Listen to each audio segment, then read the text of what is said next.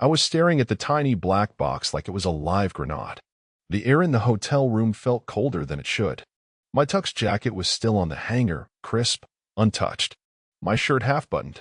I hadn't eaten. I couldn't. There was a wedding downstairs in 5 hours. My wedding.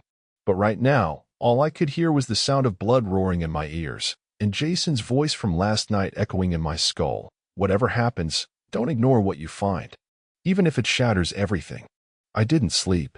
Barely blinked. I kept going over Melissa's words from just a day ago, when she leaned over, kissed my cheek, and whispered, "Soon, I'll finally be yours." That smile, it makes my stomach twist now. Like she rehearsed it in a mirror. Like it was weaponized. I shouldn't have opened the box. But of course I did. Jason left it at the front desk around 3 in the morning. I found the note just before sunrise. Short. No punctuation. Just 8 words scribbled in his messy, slanted handwriting. Open alone. Watch both. Then call me. And now here I was. In a hotel room that smelled like stale cologne and dying roses, staring down at the flash drive tucked in black velvet like it was jewelry. It wasn't. I plugged it into my laptop. Fingers shaking. Teeth clenched so hard my jaw hurt. The first video started with no warning. No music. Just shaky handheld footage, grainy and dark. I almost thought it was some kind of mistake. A woman in a hoodie, her face turned away. But the way she moved, the way she laughed, God, my heart recognized her before my eyes did. Melissa, my bride-to-be. She was outside a club. Late night. Smoking. Something she hadn't done in years, at least not around me. Her arm was looped through someone else's. Tall guy. Buzz cut. Way too familiar with her waist. She kissed him. Open-mouthed. Aggressive. Then she pulled back and said, loud and clear, "We gotta hurry. He thinks I'm with my sister tonight." He laughed. Slapped her ass. They disappeared into a black SUV parked around the corner. I hit pause. My hand hovered over the keyboard for a full minute before I could breathe again. Every rational part of me screamed, "Don't watch the second one. Just leave. Walk away. Save yourself the extra pain." But the part that had already died needed the autopsy. Second video. It was brighter. A hotel hallway. Somewhere upscale. You could see from the carpet and lighting. The camera was steady this time. Positioned to catch the room entrance. 12:43 a.m., according to the timestamp. Melissa entered first, laughing. Hair down. High heels. Black dress I'd never seen before. Then he followed. Same guy. Buzz cut. Wearing the same jacket I'd seen hanging in my best friend's car last week. They were kissing like teenagers in heat. Drunk off their own little world. Then she stopped, looked straight at the camera, and smirked. I froze the frame there. That smirk. It wasn't surprise. It wasn't fear. It was recognition. She knew she was being filmed. She wanted it. The screen burned into my eyes like acid. And for the first time in my life, I felt it, like something in my rib cage cracked open and every organ inside began to rot. Not because she cheated, but because she wanted me to know it someday. I didn't cry. I stood up, walked to the mirror, and stared at myself. The man in the reflection looked like me, but empty, dead behind the eyes. I opened the nightstand drawer and pulled out the box with our rings. Hers was still inside, untouched. Mine was already on my finger. I took it off, slowly, like it weighed 20 pounds. I dropped it into the black box Jason gave me, snapped it shut. Then I grabbed my backup phone burner, just in case. My passport, cash, a change of clothes. And I left everything else behind. My suit, my vows, my parents, my friends, her. The second I stepped out of that room, I wasn't Eric anymore. I wasn't anyone. I didn't even call Jason. I just vanished. Because some betrayals don't need explanations. They need revenge. And mine had just begun. The taxi driver kept glancing at me through the rearview mirror like he expected me to break down. Maybe it was the silence. Or the fact that I was still half-dressed in my wedding shirt, no tie, no jacket, no ring. My fingers kept curling and uncurling like they couldn't accept the nakedness. I didn't know where I was going. I just said drive when I got in. We left the city behind within 20 minutes. I watched as the skyline shrank in the mirror, along with everything I thought my future would be. I remember gripping the flash drive in my pocket so tight it left an imprint on my palm. My phone buzzed once. Then again. Then it went off like a fire alarm. Mom, my sister, Jason, Melissa, even her father. All the names lighting up like ghosts trying to claw me back. I powered it down. I wasn't ready to hear lies. I wasn't ready to pretend I didn't see what I saw. And I damn sure wasn't going to let them talk me into putting that tux on and standing at the altar like a fool. The taxi stopped at a small diner off the interstate. I paid in cash, told the driver to keep the change, and walked in like I belonged there. I didn't. But no one asked questions. That's what I needed. A place where nobody knew my name, my face, or the fact that in 4 hours I was supposed to be saying I do to a woman who had already undone everything. I sat at the corner booth, ordered black coffee, poured 3 packets of sugar into it, and still couldn't taste a damn thing. There was a payphone outside. I had coins in my jacket. I left it behind. Of course I did. I stared out the window at the cars passing by, every second wondering where Melissa was at that moment. Was she panicking? Crying? Screaming? Had she figured out yet that the box got to me? Did Jason tell her? No, he wouldn't. Not after filming that. He wouldn't blow the whistle and then blow the ending. The waitress came over. She had to ask me twice if I wanted a refill. That was when I realized I was shaking. Hands, knees, even my voice. I felt like my soul had a tremor. Like I'd aged 10 years in a single hour. Rough morning? She asked gently. Her name tag said Charlene. I don't know why I said it, but I whispered, I was supposed to get married today. She blinked. Set the pot down slowly. Supposed to? She cheated, I said. Just those 2 words. Charlene didn't ask another thing. Just nodded, poured the refill, and said, there's a bus stop 2 blocks down. Heads west. Sometimes, distance helps. I didn't even thank her. I just stood, took the coffee to go, walked out into the wind like it might carry me somewhere that didn't hurt.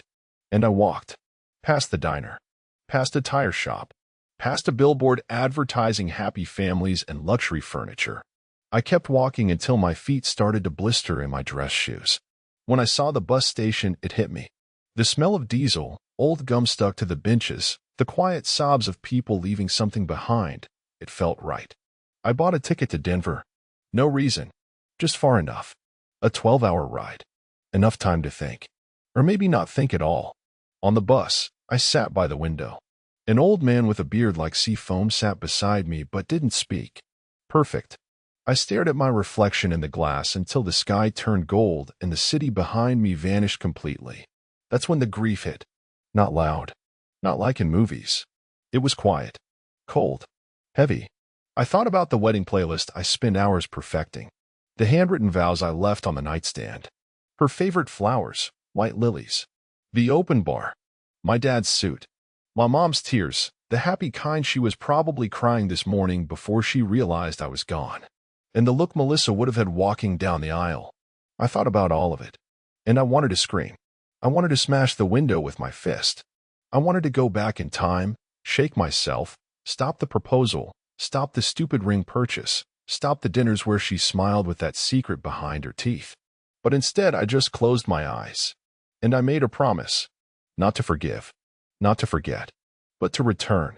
When it was time. When she thought I was long gone. When they all thought they were safe. I would come back. Not as Eric, the guy who almost got married. But as the man who would rip the mask off everything. And I swore I'd make her wish I had shown up to that altar instead. I didn't speak to another human being for 4 days. Denver was colder than I expected in June. The kind of cold that settles in your spine and makes your skin itch. I checked into a budget motel under a fake name, Kevin Gray. It was the name of a kid I went to school with, the one who used to fake injuries for attention. Fitting. The room smelled like bleach and old carpet, but it was quiet. No windows facing the street. I needed that. I didn't want to see sunlight or trees or people holding hands, or some little girl calling her dad daddy, like it was a sacred word. I couldn't stomach the sight of love. Not yet. I didn't touch my phone. Not the burner, not the dead one. Didn't turn on the TV. I didn't even undress the first night. I just sat on the edge of the bed, hands clenched into fists on my thighs, replaying her laugh on that video in my head until it felt like it was tattooed behind my eyes. He thinks I'm with my sister tonight. That line alone could have ended wars. She said it with a smirk. Not guilt. Not panic. That smirk was an execution. I think part of me died in that room. Not dramatically, not all at once. It was slower, like suffocation. Every time I blinked, I was back at that altar. But alone, with the box in my pocket and no one waiting at the end of the aisle except ghosts. On the 5th day, I walked. No direction. Just let the cold air slap me awake. There was this small bookstore downtown, barely lit, tucked between a dry cleaner and a liquor store. The kind of place that still sold bookmarks and smelled like someone's grandma's attic. I went in, sat on the floor in the philosophy section, picked up a book by Nietzsche even though I didn't believe in half of what he said. I wasn't looking for meaning. I was looking for distraction. That's where I met her. Not Melissa. Her. She had red hair, chopped short, dyed uneven. Big coat. Scuff boots. The kind of look that says, I've survived things worse than heartbreak. She didn't say hello. Just sat in the same aisle with a paperback and a thermos of tea. Didn't even look at me. But after an hour of silence, she said, without lifting her eyes from the page, "You ran away from something, didn't you?" I didn't answer. She didn't need one. "You're wearing wedding shoes," she added. I looked down. She was right. Black leather. Still polished. "You left her," she said. "No," I muttered. "She left me. I just didn't know it yet." That was the first conversation I'd had since disappearing. We didn't exchange names. She didn't ask what happened. I didn't offer. But for 2 hours, we read in silence, side by side, like war veterans in a foxhole. Before she left, she said, "There's a peace that comes after the rage. You're not there yet." Then she was gone. That night, I picked up a pen. Not for her. Not for Melissa. For me. I started writing everything. From the moment we met to the moment she destroyed it. Every smile. Every touch. Every lie I didn't see at the time. I wrote for hours, pages and pages, until my hand cramped and my knuckles bled ink. It wasn't therapy. It was evidence. I didn't know what I'd do with it yet, but I knew I'd need it someday. Then came the dream. It was the first time I saw her face again, Melissa clear, in that white dress, standing under the wedding arch. Except in the dream, she wasn't smiling. She was screaming, clutching the black box like it was eating her from the inside. Everyone was staring. Her mother. Her father. My mom crying in the pew. Jason holding his head in his hands. And I was standing behind them all, watching, grinning. When I woke up, I didn't feel grief. I felt clarity. The kind that burns. I made 3 phone calls that morning from the payphone near the liquor store. One to a private investigator I found online, one to a lawyer, and one to Jason. He answered on the first ring. "Eric." His voice cracked. "Jesus, man, where are you?" I didn't answer that. Just said 4 words. "I'm coming back soon." Jason hesitated. "She's losing it, man." "She." I cut him off. "Good." He went quiet. "Did you send her the footage?" I asked. "No. I kept it. Like you said. Don't let anyone see it." "Not yet. Not till I say." "You planning something?" he asked, cautious. "Not planning," I said. "Building." I hung up, and that was the moment I stopped being the victim. Because Melissa thought I ran away like a coward. But I was only retreating. To build the storm. 2 months disappeared like smoke. I stayed in Denver. Found work under the table with a guy named Carl who ran a framing crew for luxury homes. Cash pay, long hours, no questions. Exactly what I needed. My hands got calloused again, skin blistered under the sun, and every evening I came back to my motel room with muscles aching and lungs full of sawdust. It was the closest thing I had to peace.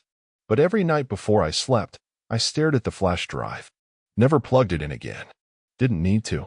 The images were already seared into my memory, her lips on his, that hallway smirk, the backseat kiss. They weren't scenes anymore. They were data. Evidence. Something I would use, not cry over. I told Carl my name was Kevin. Told him I was from Ohio, trying to restart after a business failure. He never pried. The crew was made of guys like me. Men who had run from something, divorces, bankruptcies, prison. One guy was a former pastor. Another had a tattoo of a broken wedding ring on his neck. We didn't talk about our pasts. Just worked, smoked, and drank cheap beer in silence when the day was done. But behind that quiet, I was moving. I hired the PI, like I said. Real one. Old school guy from New Jersey named Michael Duell. Used to be with the state police. Had a voice like sandpaper and a nose for dirt. I gave him everything, names, numbers, dates. Told him I wanted to know everything about Melissa. Everything. He didn't blink. Just said, give me 2 weeks. And be ready. Sometimes you dig up more than you wanted. I said, I want everything. I want to know the color of the socks the guy she screwed was wearing. He chuckled. You're not the first groom I've had call me. Then I went quiet. Because I wasn't a groom. Not anymore. I was something else. Michael worked fast. Sent updates once a week via encrypted email. The first few were basic, her routine, work shifts, errands. She was still at the hospital, still living in our old apartment, the one I signed over to her in the rush of engagement optimism. Fool. She kept it like a shrine. My tools were still in the closet. My framed degree still hung on the office wall. She told everyone I was on a special assignment overseas. That I was helping with a classified project. She even wore her ring. The ring I dropped into that black box. She told our families I had to go radio silent for a while. She spun it, made herself the brave, loyal woman waiting for her man to come home. And people bought it. Her mom even threw her a half-anniversary dinner in my absence. I watched the photos from Michael's report, Melissa smiling at the table, raising a glass. Her hand resting on the arm of another man. Not the one from the video. A new one. This guy looked older. Wealthy. Drove a Tesla. Doctor. Divorcee. Michael tagged him as Dr. Alan Tate. And the pattern clicked. Melissa wasn't just cheating. She was collecting. Men with resources. Men with names. Men who could elevate her status. She wasn't mourning me. She was positioning herself. I forwarded the photos to Jason. Just 4 of them. No captions. He called me instantly. Eric, you need to see what she's been doing with your name. What? She's been running charity events in your name, he said. Says you're off designing trauma clinics in Ukraine. Dude, she even printed brochures with your photo. She's building clout. And people are donating. I sat down. Hard. She's monetizing my disappearance? Yeah. And that's not even the worst part. He sent me a link. A video. Melissa on stage. Local fundraiser. Hair done up. Classy dress. Talking to a small crowd with fake tears in her eyes. I haven't heard from Eric in months, she said, voice trembling. But I believe in what he's doing. He's saving lives. That's just who he is. I'm so proud to be his wife. Wife. She never told anyone the wedding was canceled. She was using my name like a brand. Holding on to it like it was hers. I felt something inside me crack open again. Not pain this time. Rage. The slow kind. Heavy. Focused. She wanted to wear my name? Fine. She could choke on it. I told Jason, keep collecting everything. Photos, footage, donations, names of every sponsor. Timestamp all of it. What are you planning? Leverage. He paused. You're not thinking of just blowing it up, are you?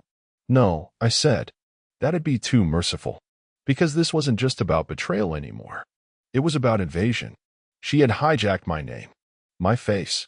My silence. She thought I was broken. She thought I was gone. And when I came back, it wouldn't be with tears. It would be with evidence. With timing. And with a blade so sharp they wouldn't even feel it until it was too late. I kept my return a secret. Not from everyone Jason knew, of course, but from the people who needed to believe I was still gone. Melissa. Her new support circle.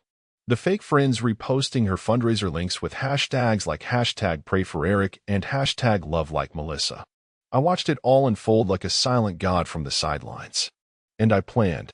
By month 4, I had my first list. It wasn't about revenge yet. Not exactly. It was about preparation.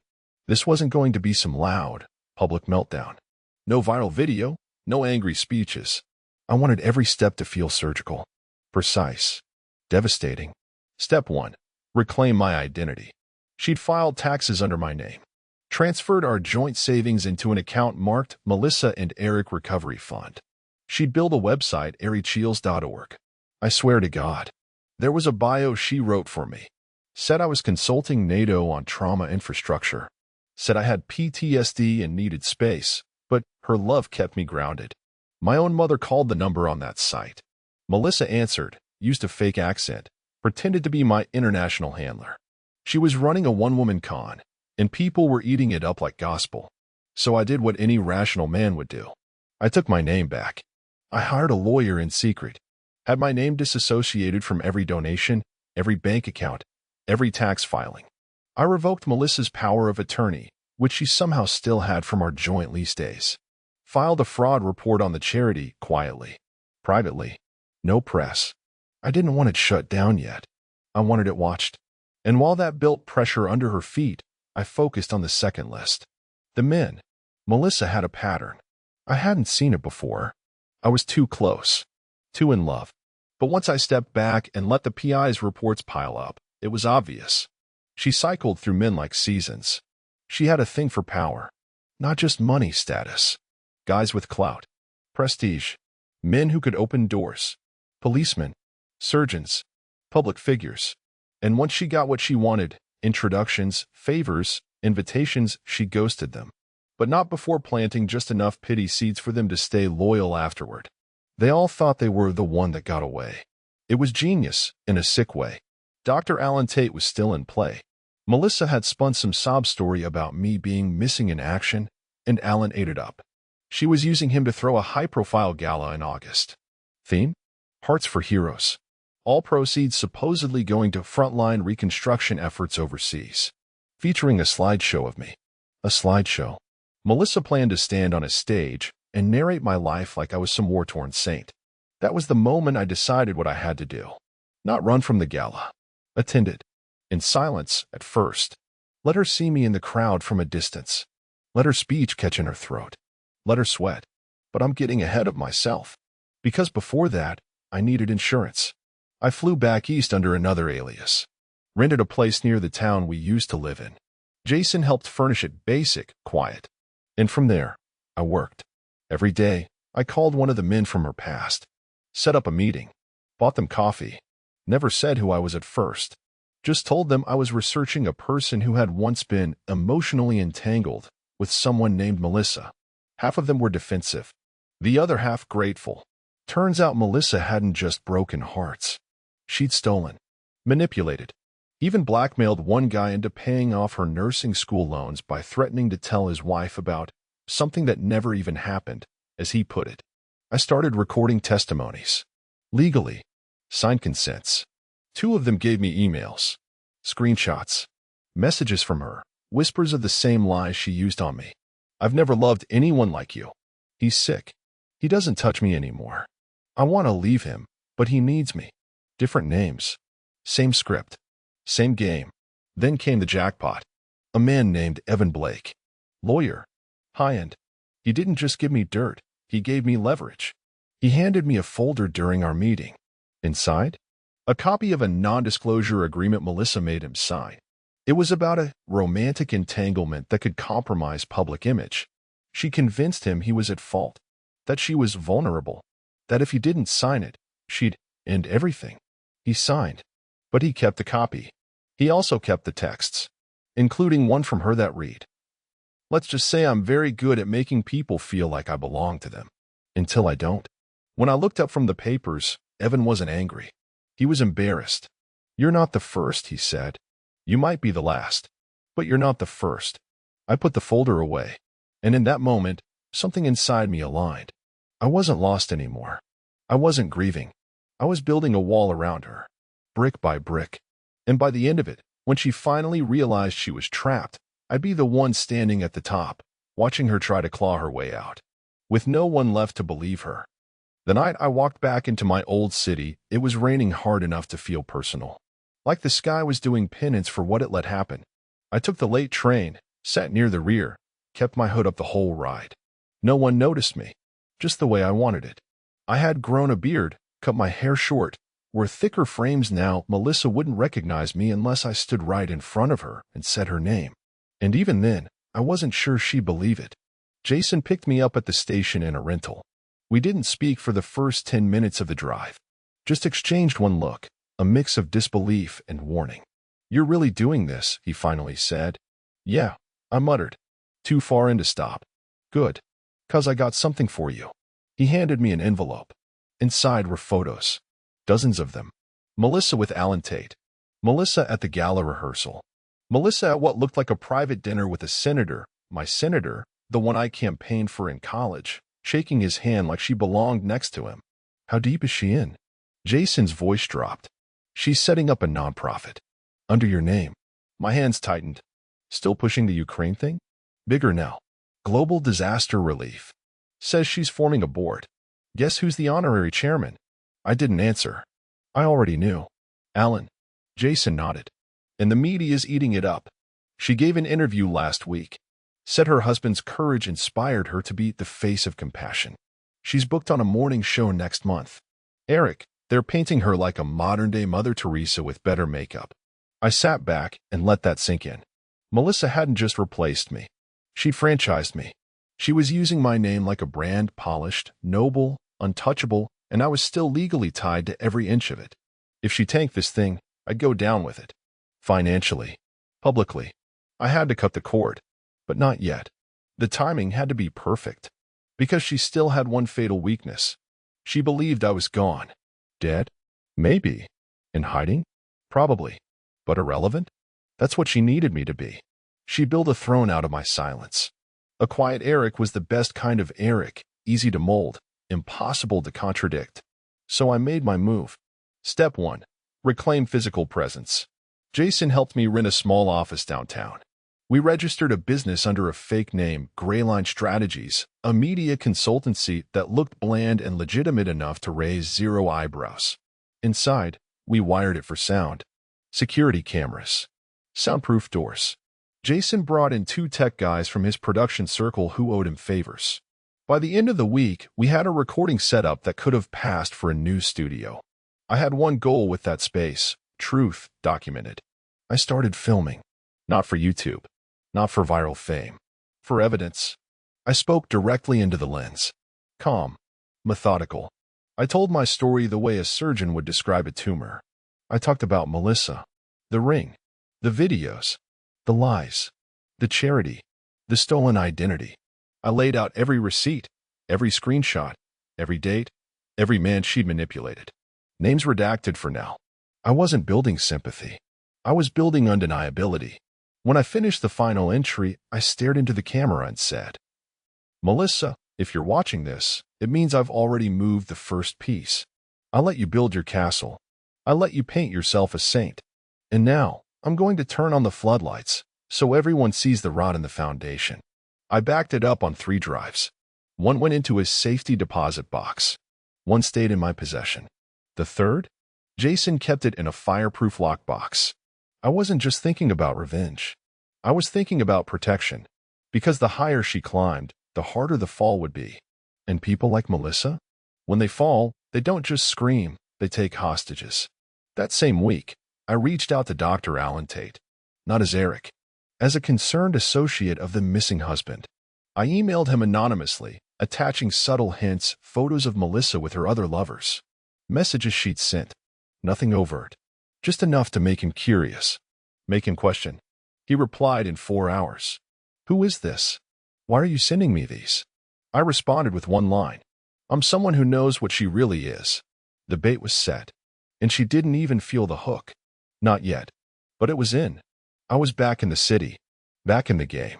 And with every step she took in those heels, shaking hands, flashing smiles, kissing cheeks, I was walking silently behind her. Counting. Waiting. Because soon, I'd reach out and tap her on the shoulder. And when she turned around, I wouldn't be the man she married. I'd be the reckoning she created. I got my first direct glimpse of her on a Wednesday. Jason and I were parked across the street from a boutique hotel downtown, windows tinted, radio off. We weren't stalking her, we were studying her. Melissa was scheduled for a brunch panel titled Women Leading Through Compassion, hosted by a local magazine that had recently run a feature on her. The headline, War Wife Turned Warrior. I wanted to laugh. I wanted to scream. Instead, I watched. She came out of a black car wearing a pale blue blazer and white dress. Hair curled just right. Ring still on her finger. My ring, sparkling like she earned it. She stopped on the curb, smiled at the cameras, waved like a celebrity. Beside her was Alan Tate, hand on her lower back. Possessive. Territorial. Proud. She turned to him, said something that made him laugh. And right there, under the building's awning, She kissed his cheek and posed for photos with him like they were the dream couple. I felt my stomach turn to concrete. Jason must have noticed the way I clenched my jaw. "You still sure you want to wait for the gala?" I didn't answer for a moment. Just stared at her. At them. "She thinks that kiss buys her credibility," I muttered. "Let her stack the lies higher. It'll make the collapse louder." And I meant it. Because the deeper she dug herself into the role of tragic wife turned humanitarian, the more dramatic the fallout would be. But I wasn't just aiming to expose her anymore. I was aiming to ruin her entire structure. Everything she'd built. Every donor. Every board member. Every news outlet that gave her a platform. I wasn't just going to humiliate Melissa. I was going to make them regret ever believing in her. After the brunch, Melissa and Alan walked into the hotel for a private strategy session. Jason followed them in under the guise of a delivery driver and planted a discreet mic under the conference room table. Top tech, encrypted, minimal risk. He was out in under 4 minutes. I watched the exit like a hawk the entire time. Later that night, we played back the audio in the office. "Alan, the board loves you. They think you're the future. Hell, they think you are Eric." "Melissa, good. We need to keep it that way until the launch. Once it goes public, it'll be harder to separate me from the brand, even if he crawls back out from wherever he is." "Alan, you really think he's still out there?" Melissa laughs. "If he is, he's not man enough to show his face. And if he ever tries, one whisper about PTSD and nobody will listen to him. He'll look unstable." "Alan, that's cold." "Melissa, it's smart. You don't build empires with pity. You build them with strategy." I sat in silence for a long time after that. Not shocked, just confirmed. She had planned it. Everything. She didn't just move on after I left. She weaponized my disappearance. And she was ready to destroy me all over again if I ever came back. And it hit me, like a switch flipping in my gut. This was never about love. Not from the start. I was a character in her script. The brave husband. The ghost. The grief she wore like pearls. She used me to gather sympathy, then traded that sympathy for status. She traded my existence like it was a currency. Jason was pacing behind me. "She's calculating every step." "She always was," I said. "I just didn't see it." "Maybe you didn't want to." He was right. I had seen glimpses before. The way she twisted stories at parties to make herself the center. The little white lies about her exes. How she smiled when people told her she deserved better than me. I saw it. I just mistook it for ambition. Now I saw the truth. Melissa was never building a life with me. She was using me to climb out of hers. So I started drafting the gala blueprint. It wasn't just about showing up. I was going to dismantle her narrative in front of her own crowd. I'd let her have the stage first. Let her speak. Smile. Thank her guests. Toast to my name. And then I'd walk in. Not alone. With Alan's inbox printed and highlighted. With testimonies from her other lovers. With photos, videos, signed statements. And when the crowd turned, when the murmurs rose, when her face finally cracked, I would hand her the microphone and say, "You told this story so many times, Melissa. Now tell it again. But tell it right. Not in anger. In finality. Because that was always the plan. Not to scream. Not to hit. But to expose. To make sure when the lights went out that night, Melissa would finally understand. She didn't just lose a husband. She created an enemy who knew exactly how to end her."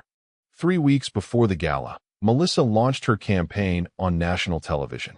It was the morning segment on Channel 7, their Profiles and Compassion series. Jason and I watched it from the office, muted at first, then with volume, then again with captions just to make sure we caught every word she didn't say. She wore soft colors. A silk scarf I'd bought her in Charleston. Hair down, elegant, humble. The hosts introduced her as a radiant figure of strength, then rolled a montage, clips of her shaking hands, hugging war widows, standing in front of banners that bore my name. Then came the interview. "I still don't know where Eric is," she said, voice trembling just enough. "But I believe he's doing what he always did, helping people. He has a heart that never rests. And if he's watching this, I just want to say, I'm proud of you. And I love you. Come home when you're ready." A tear rolled down her cheek. Not real. I knew that face. I'd kissed that face. That was performance mode. Jason's fist clenched beside me. She's raising over $200,000 with this campaign. She's not keeping it, I said. That money's getting quarantined as soon as I move. He looked at me. When? I didn't answer. Not yet. Because I had one last piece to collect. Something beyond receipts, beyond gossip. I needed a confession. I needed her voice saying the one thing no lie could bury. And the only way to get it was through a wire. The risk was enormous. I knew that. But I also knew her. Knew her rhythms, her hunger for praise, her tendency to gloat when she thought no one was watching. I didn't need her to admit guilt. I needed her to admit intention. So I built a mask. Through Greyline strategies, I had Jason arrange a meeting request from a potential donor, a wealthy venture capitalist, discreet, interested in funding her foundation but concerned about recent whispers. The profile was clean, the email signature polished. The address? A penthouse conference room we rented under a shell corporation. We sent the invite with a list of coded questions we'd ask, probing ones. About where the funds were going, who ran operations, whether Eric was in contact. She took the bait within hours. Her reply, happy to meet. I'll speak freely. Just no cameras. Perfect. On the day of the meeting, Jason played the VC. He wore a watch worth more than his car, borrowed a British accent, and called her Madam Tate, like it was second nature. I was behind the glass, earpiece in, mic levels perfect. She arrived 15 minutes late, apologizing with a smile that could bend steel. She sat, crossed her legs, unfolded a white folder with projected returns from the next quarter of Compassion Investments. Jason kept her talking for 20 minutes. Then he asked the one line I had written myself. What happens if your husband returns? Melissa leaned back in her chair. And then, she laughed. Not big. Just a small, condescending chuckle.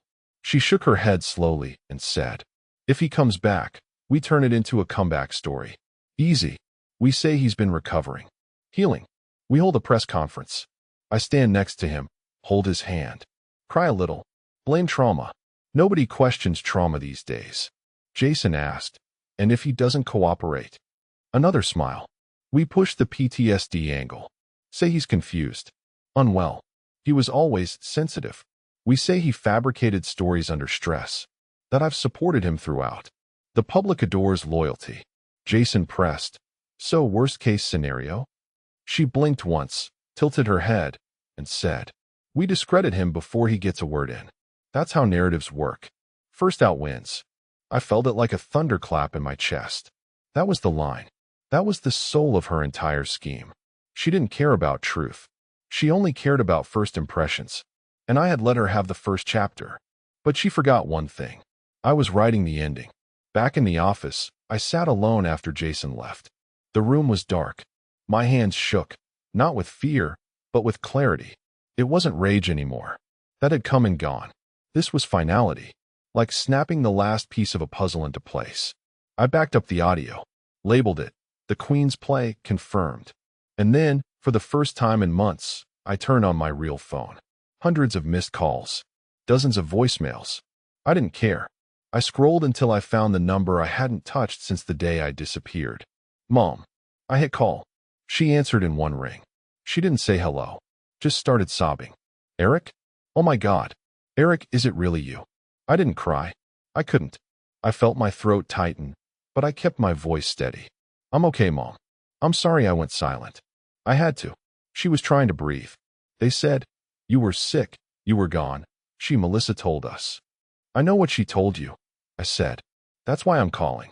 Why now? I looked at the folder in front of me. The receipts. The audio. The names. The timing. And I said, because it's almost over, Mom. A long pause. Over. I looked out the window, rain streaking the glass like ink on paper. Yeah, I said. And after the gala, they'll all know who she really is. The invitation arrived 2 days later. Thick ivory cardstock. Gold embossed letters. The kind of stationery that screamed legitimacy, prestige, power. It was addressed to Mr. Eric W. Halston and guest, and sealed with a wax stamp bearing the initials MT Melissa Tate. She wasn't even bothering with our shared last name anymore. She was becoming something new, something she had designed. Jason opened it carefully with a pocket knife. He read it out loud in a mock accent.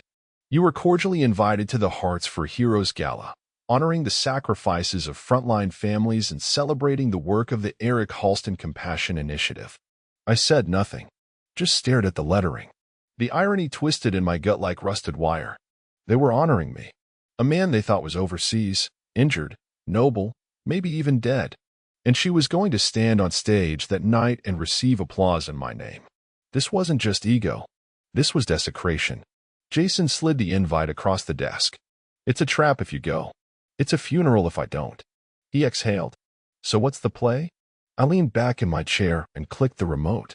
The big screen lit up. I showed him the compiled files, dozens of exhibits. Audio, screenshots, the testimonies. Her voice saying she'd discredit me. The timelines, the stolen funds, and the footage from the wiretap meeting labeled in bold, confession, Tate. We don't interrupt the gala, I said. We let it play. I want her standing tall, soaking in it. I want the cameras rolling, the champagne flowing, the donors clapping. And then we flipped the lights. We built the plan like a heist. Every detail timed, every role covered. I had two trusted people on the inside, former colleagues of mine from an architecture firm Melissa never knew. They were going in as tech consultants, assisting with the AV presentation. Jason ran point on the video trigger. I'd show up unannounced at a precise moment we'd picked from the rehearsal footage. When Melissa reached the apex of her speech, right after the line, everything I've done is to honor Eric's legacy. That's when the screen would switch. No warning. Just truth. All of it. Unfiltered. Undeniable. Unforgivable. But that wasn't the best part. Because I wasn't just coming to expose her. I was coming to dismantle her structure from the inside. In the weeks leading up, I had been quietly contacting board members, donors, publicists. Not as Eric, but as an investigative assistant. I dropped hints, inconsistencies, anonymous packages, seeds of doubt. I never told them what to think. I just made them curious. And curiosity is the one thing Melissa couldn't afford. Because her entire persona was built on control, of image, of message, of narrative. So I cracked it. A week before the gala, one of her largest donors, an oil magnate with too much pride and too many lawyers, froze his contribution, sent a letter to the foundation requesting an audit. Jason intercepted Melissa's phone call that night. She screamed at Alan for not managing optics, accused staff of leaking, threatened to cancel the event entirely. But she wouldn't. She couldn't. She needed the gala. It was her launch pad into the national spotlight. Without it, the campaign collapsed. The narrative unraveled. She became just another widow with a checkbook and a sob story. So she doubled down. New dress. More media. A 3-minute tribute video of me, doctored clips of old interviews, fake subtitles, soft piano music over images of Ukrainian villages I'd never been within 5,000 miles of. I watched it in silence. Jason muttered, "This is the most expensive obituary ever written." "She's writing it for herself," I said. The day before the event, I checked into a hotel just a block from the venue. Under my real name. I wanted my presence in the system. I wanted it traceable. That night, I stood in front of the mirror with the suit I hadn't worn since the rehearsal dinner. I put the tie on last. Not because I needed to, but because I wanted to remember how it felt. This wasn't a comeback. This was a haunting. Melissa had built her world on my silence. On my absence. Tomorrow, I would take that silence, drag it into the light, and wrap it around her neck like a noose of her own design. And just before I went to sleep, I wrote one last note on a card I would leave on her table at the gala. Just 6 words. Your ghost is in the room. The gala was held in the atrium, an architectural marvel in glass and steel, 3 stories tall, strung with cascading lights and hung with enormous portraits of soldiers, medics, disaster sites. Every one of them tastefully framed to imply loss, struggle, heroism. It was a cathedral of selective suffering. And at the center of it, like a sainted queen, stood Melissa. She wore silver, not white silver. The perfect color for a woman who wanted to appear reborn from grief, forged through fire, shimmering and untouchable. Her hair was swept up, revealing the diamond earrings I gave her for her 30th. The same one she once said made her feel like royalty. She wasn't wrong. She looked regal. But I knew the throne she sat on was made of my bones. I didn't walk in right away. I waited outside, in the courtyard, listening through an earpiece as Jason, already inside, gave the play-by-play. "She's working the room," he whispered. "Already talked to the senator. Just toasted with the pharma exec. Now she's heading to the stage." I checked my watch. 12 minutes until the Eric Halston tribute. I walked in through the side entrance. No spotlight. No announcement. Just another suited man with a ticket and a name tag that read, Mr. Halston. The moment my shoes touched that marble floor, I felt it. Not nerves. Electricity. The kind that gathers right before a lightning strike. A few people nodded at me. None recognized me. Why would they? I was thinner now. Sharper. Angled. I didn't wear the softness of hope anymore. I wore precision. Melissa was mid-speech by the time I reached the rear of the room. The crowd faced forward, spellbound, drinks in hand, napkins dabbed gently against the corners of lips. Polite tears. Silent admiration. On the screen behind her, my face flickered. Photos from college. From our engagement. From the fake trip she said I took overseas. Scenes photoshopped to include foreign flags. Me shaking hands with officials I never met. She spoke slowly. Softly. "Eric couldn't be here tonight. But I feel him. In this room. In every heartbeat. In every pledge. This initiative is his spirit in motion. And I am honored to carry his name forward." She reached out, touched the wedding ring on her finger, let her voice crack. Just a little. The audience murmured with sympathy. Right on cue, the screen behind her dimmed. She paused, turning as if confused. Jason, from the back booth, hit the trigger. And the screen lit back up. Not with my tribute. With my face. Live. On stage, Melissa froze. I stepped through the aisle, slow, deliberate, the crowd parting like it had been rehearsed. People gasped. A woman near the front whispered, "That's him. That's Eric Halston." Melissa stumbled one step back. I stopped 5 feet from her. "Hi, Melissa," I said calmly, microphone in hand. "Hope I'm not interrupting." The silence in that room was total. No one breathed. Melissa blinked once. Then again. Her throat worked to form words, but none came. "Funny thing about ghosts," I said, turning to the crowd. "Sometimes they show up to their own funerals." A few chuckles. Nervous. Unsure if it was part of the performance. "It's good to see so many of you here." "Really?" "Because I've been quiet. Gone. Missing, some say. And yet, apparently, I've been very busy." According to the stories. I gestured toward the screen, which now played a slideshow of the fake charity. Melissa's interviews. Quotes she gave. Bank records. Wire transfers. "I didn't come to make a scene," I said. "I came to tell the truth." Melissa tried to step in. "Eric." I turned to her, still calm. "No. You don't get to write this part. You had your chapters. This one's mine." Then I turned back to the audience. And I told them everything. Not with bitterness. With clarity. How she lied about my location. Staged my absence. Created a campaign based on fabricated grief. Used my identity to solicit donations. Weaponized pity. Turned love into currency. The crowd began to shift. Murmurs turned into movement. Faces darkened. Phones came out. Cameras lifted. Someone gasped as Jason flipped the projector to play the recording Melissa's voice, saying she'd discredit me. Her laugh. Her words. First out wins. The moment it ended, I faced her again. "Melissa Tate," I said. "You used my name to build your throne. I hope it was comfortable. Because tonight, it turns to ash." Security didn't move. No one did. She just stood there. Silent. Then, quietly, I reached into my jacket and pulled out the card. Walked forward. Set it on the podium. She looked down at it. Read the words I wrote. Her lips moved silently. "Your ghost is in the room." And then she broke. Right there. In front of everyone. Her knees buckled. The glass facade shattered. Her face crumpled like a spoiled actress who forgot her next line. Alan Tate moved to help her, but then stopped. Stared at me. At truth. And turned away. As the cameras flashed, as the whispers turned to shouts, as the crowd erupted into scandal and retreat. I walked out. Past the chandeliers. Past the velvet ropes. Back into the night. Alive. Seen. And holding the match that burned her empire to the ground. I didn't go home that night. There was no home, anymore. Not in the way it used to exist. The house Melissa and I shared? She sold it months ago, using the profit to fund her foundation launch. I saw the closing papers in her financial statements. She signed them with a heart next to her name, like a teenager writing in a yearbook.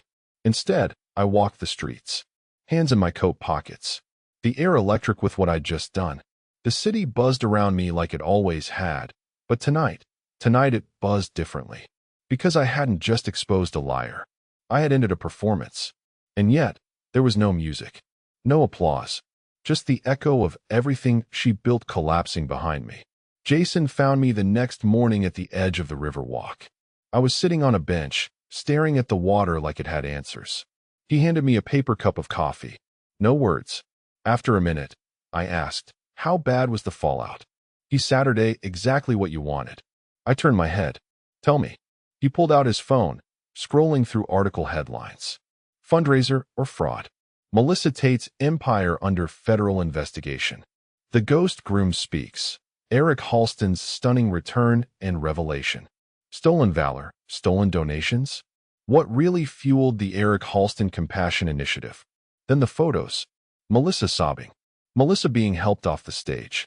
Melissa shielding her face in the back of a black SUV as flashbulbs exploded like fireworks. Jason smirked. The tape's viral. Every outlet picked it up. Even the late shows are making jokes. I took the coffee, sipped, and closed my eyes. Not satisfaction, just completion. But the storm hadn't passed. It was shifting. Because truth? It never ends with exposure. It ends with consequences. That same morning, my lawyer called. Said Melissa's accounts were frozen. The board members had voted to suspend all activity pending legal review. Federal agents had reached out for statements. He asked if I wanted to press charges personally for identity theft, fraud, defamation. I asked for time because I needed to do one more thing. I needed to see her. Not from the shadows. Not from a screen. In person. So I arranged a meeting. Neutral location. Public. A downtown hotel lobby. The kind that looked too polished to hold conflict. I had it cleared through both our lawyers. No recording devices. No press. Just me and her. I arrived first. Wore black. No tie. Looked as much like the ghost she created as I could manage. She walked in 10 minutes late, alone, hair pulled back, sunglasses still on indoors. The same silver earrings, now tarnished. Her eyes were puffy. Voice raw. She sat across from me. We didn't speak for a long time. Then, softly, she said, "You weren't supposed to come back." I nodded. "I know." She stared at the table. "You were supposed to disappear. And I was supposed to carry your memory. Is that what you call it?" She winced. "You don't understand what it was like after you left. Everyone asking. Everyone staring. I had to give them something. You could have told the truth." She looked up, suddenly sharp. "And say what?" "That my fiancé ran away. That I got left on the most important day of my life." "You earned that," I said, voice firm now. "You earned every mile I walked away from you." She flinched. For the first time, actually flinched. I leaned forward. "You didn't just lie. You built lies. You crafted them like furniture. Sat in them. Slept in them. You didn't want a partner. You wanted a platform." Melissa said nothing. I pulled a folder from my coat. Placed it on the table. Testimonies. Statements. Screenshots. NDA violations. "You know what this is." She didn't even touch it. Then, quietly, she asked, "What do you want?" I looked her in the eye. And I told her the truth. "I want you to know what silence feels like. I want you to understand what it's like to scream and have no one believe you. I want you to be the ghost now." She swallowed hard. "Are you pressing charges?" "I haven't decided." A flicker of hope crossed her face. I crushed it. "But I will say this. If you ever use my name again, if you so much as whisper it to a room full of strangers, I will bury you in truth so deep, you'll forget what air feels like." Melissa nodded. Slowly. "Hollow. You ruined me," she said, barely audible. "No," I replied, standing. "You did that.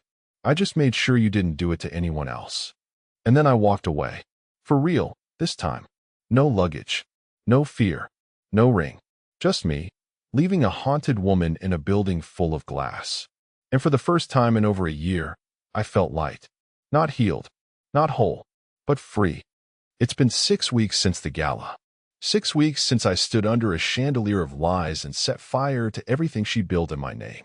Since then, I've been called a hero, a fraud, a mastermind, a lunatic, a survivor.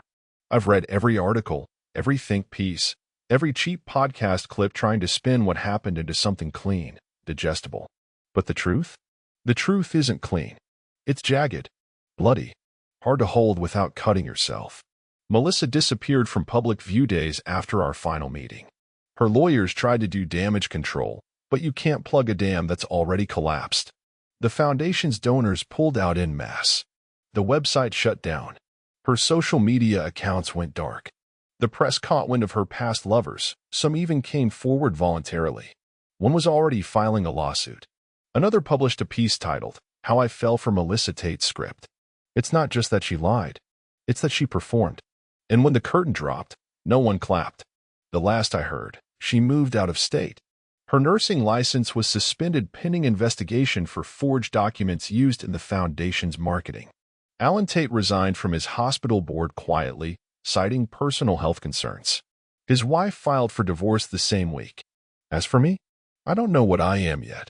Some mornings, I wake up still waiting for the next twist, some final knife I missed, some legal letter, some new angle. But nothing comes. Just the quiet. The life after the war. I've kept my job at Grayline. Rebranded it. Made it real. Hired 2 of the guys who helped me during the campaign. Gave them real titles, real salaries. We consult now. Not just on media, but on image recovery. Irony's not lost on me. We help people tell true stories again. People whose narratives were hijacked. By the media, by others, by themselves. The office walls are bare. Clean. Except for one thing. The card I left her at the gala. Your ghost is in the room. Framed. Centered. A reminder. Not of revenge. Of what happens when you let someone else write your story long enough. You forget your own voice. Mom's okay now. She took time, therapy, long calls. We meet once a week. Coffee. No pressure. She never asked me to forgive Melissa.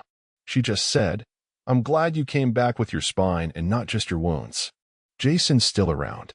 Still filming. Said he might make a short documentary out of everything. I told him no. This story wasn't built for views.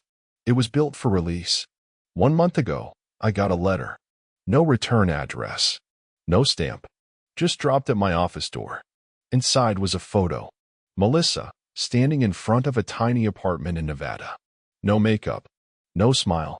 Just her and a scribbled note on the back. You were right. Silence is suffocating. I didn't respond. Some silences are meant to be permanent. I don't know if she regrets what she did. I don't know if she wakes up and sweats like I used to, panicking from a truth too big to bury. I don't care. Because the ending isn't hers anymore. It's mine. I walk through this life now with nothing she touched. No ring. No shared photos. Not even bitterness. I carry the quiet, yes. But it's mine now. And I'll never let someone else hold my voice again.